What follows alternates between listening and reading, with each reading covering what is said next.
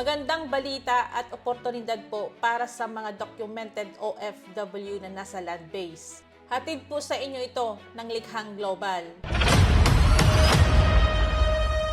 Ang Likha Global po ay isang paligsahan sa paggawa ng business plan para sa mga OFW na kasalukuyang nagtatrabaho sa ibang bansa. Ang layunin po ng programang ito ay para matulungan po yung mga OFW para mapaghanda para sa kanilang pagbabalik sa Pilipinas sa pamamagitan ng pagtatayo ng sarili ng negosyo o kaya naman pagkakitaan. Bukod sa pagkakataong maipakita ang inyong idea tungkol sa negosyo, maaari din po kayong makatanggap ng suportang pinansyal at gabay mula sa mga eksperto sa pagnenegosyo.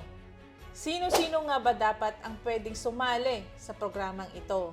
Una, dapat isa kang aktibo at dokumentadong land-based OFW na kasalukuyang nagtatrabaho sa ibang bansa.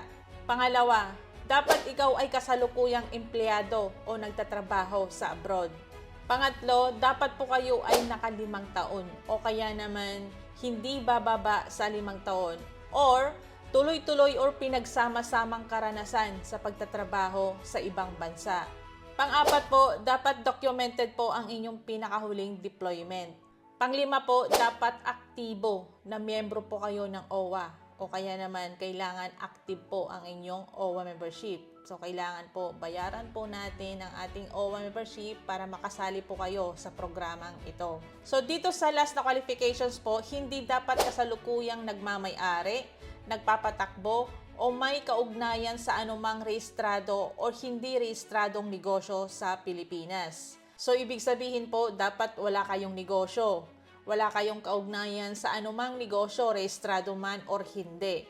Para makasali po kayo sa programang ito. Kabayan, kung alam mong pasok ka sa mga qualifications na nabanggit at meron kang magandang idea tungkol sa negosyo, maaaring ang Likhang Global na ang pagkakataong hinihintay ninyo upang makapagsimula ng panibagong yugto ng inyong buhay pag-uuwi na po kayo ng Pilipinas. Sa lahat po ng mga documented OFW na nasa land base po, kung interesado po kayo or pasok po ang qualifications ninyo para sumali po sa Likha Global, ito po ay isang business plan competition, pwede nyo pong scan yung QR code.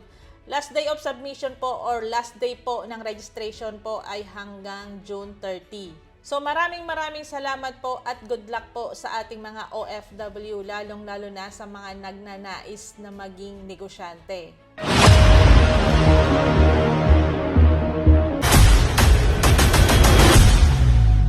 Kung mayroong business plan competition para sa mga documented OFW na nasa land base, meron din po tayo para sa mga seafarers na nakabalik na po sa Pilipinas mula noong December 30, 2021.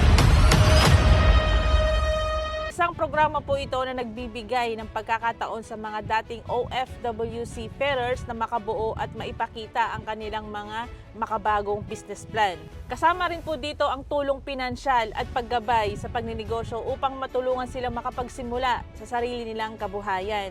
Narito po ang qualifications kung sino ang pwedeng sumali sa programang ito. Una, bukas po ito para sa lahat ng mga dokumentadong OFW seafarers. Pangalawa, dapat nakabalik na po kayo sa Pilipinas mula noong December 30, 2021. Pangatlo, hindi dapat kasalukuyang nagmamay-ari, nagpapatakbo o may kaugnayan sa anumang formal o rehistradong negosyo sa Pilipinas. At pang-apat po, mula nung nakabalik ka sa Pilipinas o umuwi ka na po ng Pilipinas, dapat hindi na po kayo muling bumiyahe pa o nagtrabaho po sa abroad. So sa lahat po ng mga kababayan nating OFW seafarers na nakabalik na po sa Pilipinas mula noong December 30, 2021, kung nais ninyong magkaroon ng pagkakataon na makapagsimula ng sariling negosyo at magkaroon ng mas matatag na kinabukasan kasama ang inyong pamilya, huwag palampasin ang Likhang Marino. So sa lahat po ng mga kwalipikado at interesado po sa programang Likhang Marino,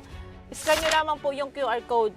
Last date of submission po is sa June 30 na. So good luck po sa lahat ng mga OFW seafarers na nagnanais na maging negosyante sa Pilipinas.